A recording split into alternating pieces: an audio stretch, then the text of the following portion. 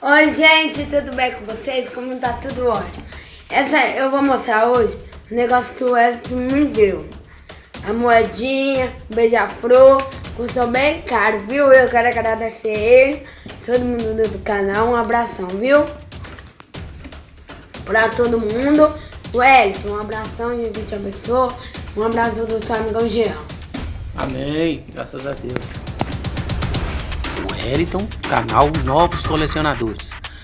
Eu convido e convoco todos os meus irmãos e amigos a se inscreverem neste canal. Vocês vão estar acrescentando aí um inscrito e adicionando um novo amigo e irmão presente no canal de vocês, tranquilo? Vamos à palavra do Senhor que está no livro de Números, capítulo 11, versículo 23 em diante, que diz: Porém o Senhor disse a Moisés: Seria, pois, encurtada a mão do Senhor? Agora verás a minha palavra, te acontecerá ou não. E saiu Moisés, e falou as palavras do Senhor ao povo, e ajuntou 70 homens dos anciãos do povo, e os pôs em roda da tenda. Então o Senhor desceu na nuvem e lhe falou, e tirando do espírito que estava sobre ele, os pôs sobre aqueles 70 anciãos. E aconteceu que, quando o espírito repousou sobre eles, profetizaram. Mas depois, nunca mais. Porém, no arraial, ficaram 2 homens. O nome de um era Eldade, e o nome do outro Medade. E repousou sobre eles o espírito, porquanto estavam entre os inscritos, ainda que não saíram à tenda. Profetizavam no arraial. Então correu um moço e anunciou a Moisés e disse: Eldade e Medade profetizam no arraial. E Josué, filho de Num, servidor de Moisés, um dos seus jovens escolhidos, respondeu e disse: Senhor meu, Moisés, proíbe-lhe. Porém Moisés lhe disse: Tem ciúmes por mim? Tomara que todo o povo do Senhor fosse profeta, que o Senhor lhes desse o seu Santo Espírito. O que aconteceu aqui? Moisés estava cansado, só ele à frente do povo que saiu do Egito. Tudo era Moisés que resolvia, tudo era Moisés. E Moisés ficava às vezes o dia inteiro, até a noite. A vez desse aqui, é como se fosse senha, é a sua vez. A pessoa vinha, expunha o problema dele, Moisés dava a solução e falava o que tinha que ser feito ou não. Então o que acontece? Pensa bem, dessas tribos todas, Moisés responsável por isso, e ele estava cansado. Ele falou com o Senhor: Senhor, eu não aguento. Senhor, eu estou ficando esgotado. O que eu faço, Senhor? Me tira para que eu não seja... que eu peque, para que eu erre diante de tantas coisas que eu tenho que fazer e eu não dar conta. Me tire antes. Mas Deus fala com ele: separe 70 dos anciãos. 70. Só que esses 70 tinham que vir para onde? Para perto da tenda. Não mandou recolher os 70 e reuni-los em qualquer lugar, mas perto da tenda. E lá Deus tirou de Moisés o Espírito e repartiu ali entre os 70. E quando eles receberam o Santo Espírito de Deus, foram cheios do Espírito Santo de Deus, eles profetizaram. Estavam preparados, cheios, prontos para ajudar Moisés. Mas depois disso, eles foram para lá, saíram de perto da tenda, foram trabalhar, foram fazer o que Moisés fazia, né? Cada um julgava ali as causas mais simples e deixavam somente aquelas maiores para Moisés. Porque Moisés julgava tanto as pequenas como as grandes. Um homem só. Moisés era um homem de Deus, mas um homem. Ele se cansava muito. Então diminuiu o serviço de Moisés. E esses 70 foram e nunca mais foram cheios, como está escrito aqui. Eles nunca mais profetizaram. Então está aqui, ó. Eles então profetizaram quando o Espírito repousou sobre eles, mas depois nunca mais. Está escrito aqui. Porém, olha só, porém no arraial haviam 2 desses. O nome de um deles era Eldade e do outro Medade. E repousou sobre eles o Espírito. Olha só, dos outros nunca mais, mas desse aqui, esses dois, o Espírito pousou sobre eles e ficou, porquanto estavam entre os inscritos, ainda que não saíram à tenda, profetizavam no arraial. Sabe por que esses dois permaneceram cheios e continuaram profetizando, mesmo que os outros não? Porque eles não se afastaram da presença do Senhor. Os outros se afastaram. A tenda era a presença de Deus. Estava ali, naquele lugar. A presença de Deus estava ali, naquele lugar. Então o que acontece? Eles saíram dali e foram fazer o serviço deles, mas não deram tanto crédito mais a voltar na presença do Senhor, a voltar ali e manter-se sempre por perto, sempre que possível. Mas esses dois não, esses dois estavam sempre ali. E o que a gente tira disso? Para você ser cheio do Espírito Santo de Deus, você precisa estar na presença de Deus. Porque sem estar na presença de Deus, é impossível você ser cheio do Espírito Santo de Deus. Você já ouviu pessoas que falam, e pessoas amam falar isso: eu sou cheio do Espírito Santo de Deus. Ou às vezes não falam, mas fica jogando uma indireta que ele é cheio do Espírito Santo. O Espírito Santo falou com ele, o Espírito Santo moveu, o Espírito Santo fez isso e fez aquilo com ele. Mas é uma pessoa que não anda na presença de Deus. Ele anda e faz aquilo que dá na telha, ou vive segundo as suas vontades, segundo as concupiscências da carne. O que acontece? Verdadeiramente essa pessoa não é cheia do Espírito Santo. Porque a evidência da pessoa que é cheia do Espírito Santo é a pessoa ser transformada, modificada e viver para exaltar, para engrandecer o nome do Senhor e fazer aquilo que é certo, aquilo que é correto. E a pessoa ser sempre consciente do seu pecado, ela sempre está arrependendo quando erra, a pessoa está sempre ali na presença de Deus, ela está sempre praticando as obras do amor. Por quê? Porque o Espírito Santo de Deus, quando vier, ele convencerá o homem do seu pecado. Como que pode uma pessoa permanecer pecando e nem se arrepende e dizer: eu sou cheio do Espírito Santo? Isso é coisa de religioso, isso é coisa de igreja. Quando fala quem está cheio do Espírito Santo, eu não vou levantar a mão, todo mundo levantou, por que eu não vou? Examine-se o homem a si mesmo, para ver se está tudo certo na vida dele. Para se arrepender, para buscar a face do Senhor, estar na presença do Senhor, buscar ser cheio do Espírito Santo, e assim será cheio. Não é assim, não, igual falam que o Espírito Santo está aí para qualquer um, não. O Espírito Santo de Deus, Deus está aí para aqueles que estão na sua presença, para aqueles que buscam a sua face, para aqueles que buscam a Cristo, porque para buscar Deus, tem que buscar a Cristo. Eu busco a Deus, mas eu não busco a Cristo porque eu acredito em Deus. A minha crença é em Deus, é em Jeová. Tudo bem, mas não existe outro caminho até Deus senão por Jesus Cristo. Então, contradição bíblica, contradição espiritual não existe. Se existe contradição, é porque não existe fé, não existe amor e nem caminho certo. Está no caminho errado, está para a esquerda ou para a direita. No caminho não está. Porque sem Jesus, que é o caminho, não existe caminho certo. Não existe os caminhos, existe o caminho. Não existem as verdades, existe a verdade. Não existe as vidas, existe a vida. Eu sou o caminho, a verdade e a vida. Ninguém vem ao Pai senão por mim. Tranquilo? Isso aí é bíblico, não precisa nem de discussão, é que a palavra já fala por si mesmo. A palavra de Deus não precisa de defesa. O que precisa de defesa somos nós, pecadores, porque somos fracos e somos pó, e o que nós merecemos, podemos bater no peito, nós merecemos, é a morte. Porque somos todos pecadores, todos, destituídos da glória de Deus por causa do pecado. Mas quando nos encontramos com Jesus Cristo, todas as coisas se fazem novas e assim, verdadeiramente, nós somos salvos.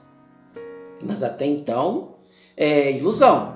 Não tem salvação não, é morte. e morte eterna. Essa morte sofrida que a gente sofre na carne, tem ela de tantos jeitos, né?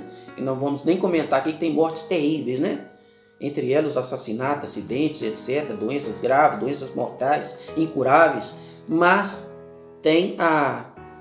elas não são nada comparado à vida, à morte eterna. Que é a vida no inferno. Que é a vida no fogo eterno, que nunca se apaga. E essa coisa é muito mais séria do que eu possa falar aqui para vocês.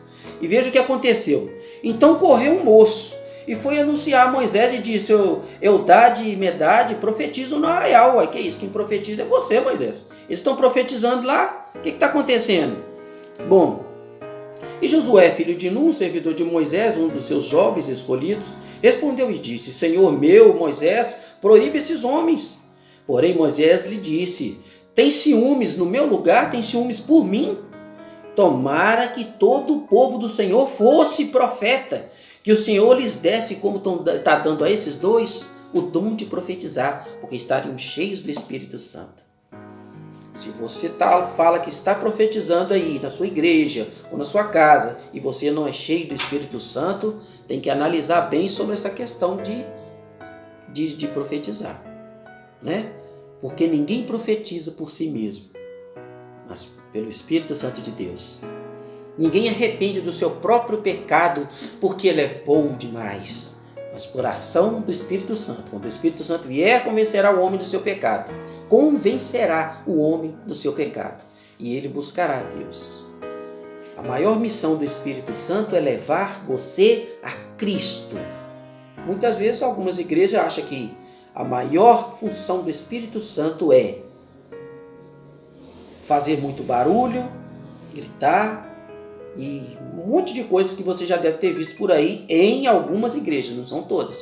O Espírito Santo tem algo muito melhor para fazer do que barulho. O Espírito Santo muitas vezes ele intercede por mim e por você, não com gritos baderna, mas com gemidos inexprimíveis. Intercede por você. Ele sussurra no seu ouvido: não vai por aí não, o caminho é aqui, só existe esse caminho, isso aí está errado, não faz isso mais não. E quando o homem sente, glórias a Deus, a presença do Espírito Santo, ele se arrepende do seu pecado e não torna a este pecado. Porque aquele que se arrepende, confessa o seu pecado e não volta a eles, esse recebe a graça de Deus na vida dele. Porque não adianta falar, eu arrependo, mas estou morrendo de vontade de fazer aquilo. Então você não se arrependeu. Você tem medo de fazer e ser condenado. O medo de Deus é uma coisa. Agora, o amor a Deus, não querer desagradar a Deus, é outra coisa. Você tem que amar a Deus, não pelo que Ele pode fazer contra você. Porque Deus não trabalha contra você, Ele trabalha ao seu favor. E outra coisa, você tem que amar a Deus pelo que Deus é e não pelo que Deus dá.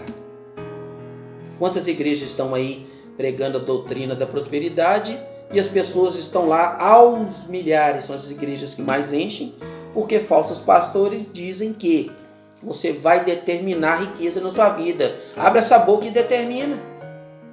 Ah, mas eu não consegui. Então você não tem fé. Porque se você tivesse fé, você estava rico. Se tivesse fé, você tinha muito dinheiro, você tinha imóveis. Ainda aparece gente nos programas dele dando testemunho. Catava papel, hoje tem 4 Mercedes na garagem e está comprando avião também. Você acha que Deus vai te dar coisa pequena como um avião? Deus vai te dar coisa pequena como um prêmio da Mega Sena? Deus vai te dar a vida eterna. Se você crê em Jesus Cristo.